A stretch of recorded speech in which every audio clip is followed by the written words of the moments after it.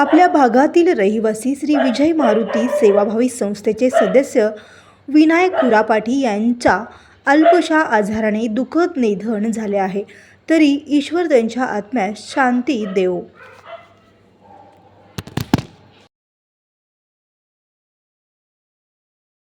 शुक्रवार 21 तारीख बोला.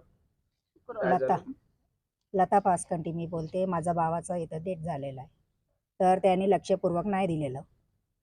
21 तारखेला आम्ही आणलेले ते 3 दिवस मंगळवारपर्यंत तिथं होते.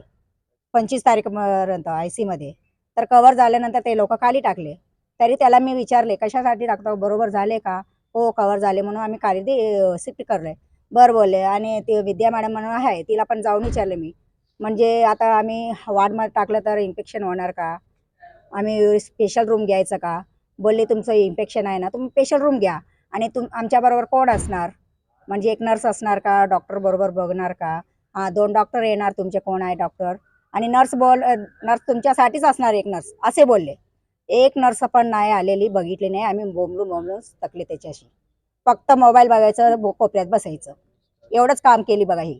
आणि डॉक्टराला बोललं तर मी सांगितले एवढंच काम, दुसरं काही नाही त्यांचं. आता एवढं तर आमचं म्हणणं आहे. मयत झालेला व्यक्तीचं नाव काय? इन्फेक्शन विनायक खुरापाटी. आता तुम्ही कशापुढे सांगतात, कशावरून सांगतात की डॉक्टरच्या अलगर्जीमुळे ही डेथ झालेली आहे?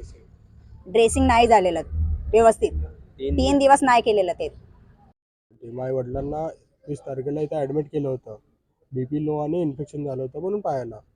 ठीक आहे, त्यांनी ICU मध्ये ठेवलं. 4 दिवस ते झालं रिकव्हरी. खाली घेऊन गेले ते सेपरेट रूममध्येच घेऊन गेले. तिथं आहे नर्स, ते नर्सला सीधा सलाईन लावता आलं नाही. आणि ते सलाईनमध्ये पण ते जो सिरिंज द्यायचे त्यांनी गुगल करून लावत होते, गुगल करून लावले. आणि ते त्यांनी ब्लड आलं ते सलाईनमधून, त्यांनी ते पण लक्ष दिलं नाही. आणि ड्रेसिंग केलं 3 दिवस. आणि ड्रेसिंग डेली कंपल्सरी होतं. ड्रेसिंग कुठं करायचं तेच मेन इन्फेक्शनचं स्पॉट होतं. इन्फेक्शनच्या स्पॉटच्या जागी डेली ड्रेसिंग पाहिजे होतं मला डॉक्टर, पण यांनी कोण पण केले नाहीत. यांच्या मागं लागलो. यांचं रिझन हे आहे की ड्रेसिंग टीमवाले कॉल उचलले नाहीत. हे व्हॅलिड रिझन आहे का? आम्ही डॉक्टरला विचारलो, डॉक्टर पण शांत बसले. डॉक्टर आम्हाला काय पण उत्तर दिलं नाहीत. आता डॉक्टर काय सांगतात? आता डॉक्टर काय पण बोलायला तयार नाही. डॉक्टर आज जाऊन बसले. तर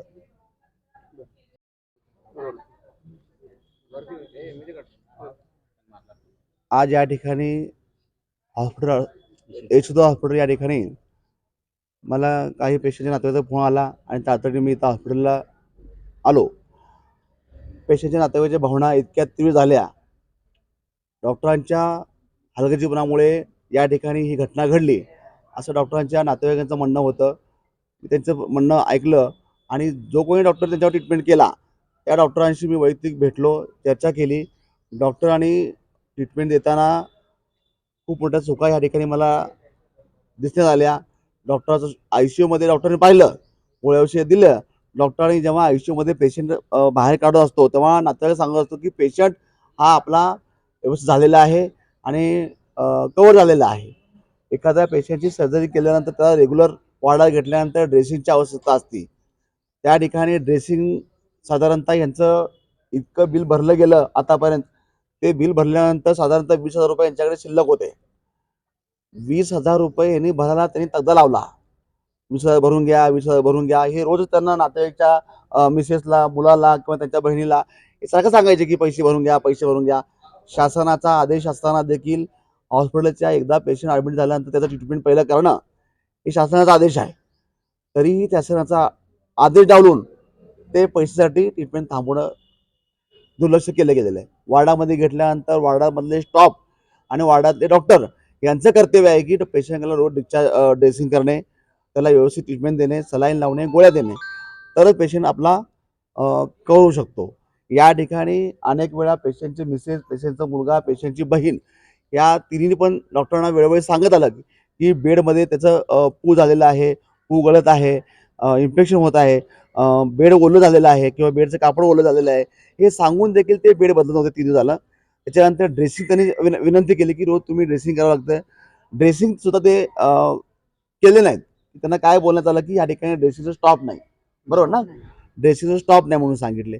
मग तुम्ही एवढं मोठं हॉस्पिटल उघडले, तुमच्याकडे स्टॉप नाही म्हटल्यावर हे असं असं असं सगळी बाब आहे. लाज वाटली तुम्हाला असं बोलायला तरी? हा? मामा पण नाही, एकच मामा एवढं इतकं तुम्ही निर्लज्ज वागता. पेशंट तुमच्याकडे एवढे तुमच्याकडे विश्वास देव म्हणून तुमच्याकडे आलेले असतात. तुम्ही देव असता लोकांसाठी, पेशंटसाठी, आणि तुम्ही इतकी हलगर्जीपणा करून त्या पेशंटचा जीवस कारणीभूत तुम्ही झालेला आज. तुमच्या हलगर्जीपणा झालेला आहे. आणि हा स्टॉप मोबाईलवर बघून कोणी गोळ्या औषध देतं का? सल्ला होतं का?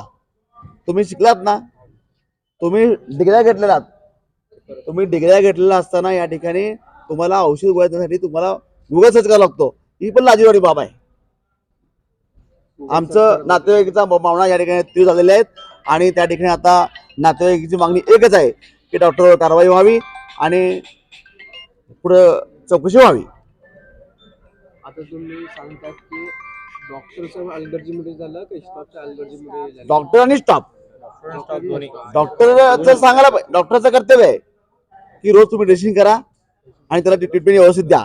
डॉक्टरने रोज विजिट केल्यानंतर त्याला औषध दिले जाते. हे औषध घाला, हे औषध घाला, हे औषध घाला, किंवा ह्यात बदल करा. हे डॉक्टरचं काम आहे. आणि ड्रेसिंग तुम्हाला डॉक्टर येऊन सांगतो की तुम्ही ड्रेसिंग का केलं नाही 3-3 दिवस.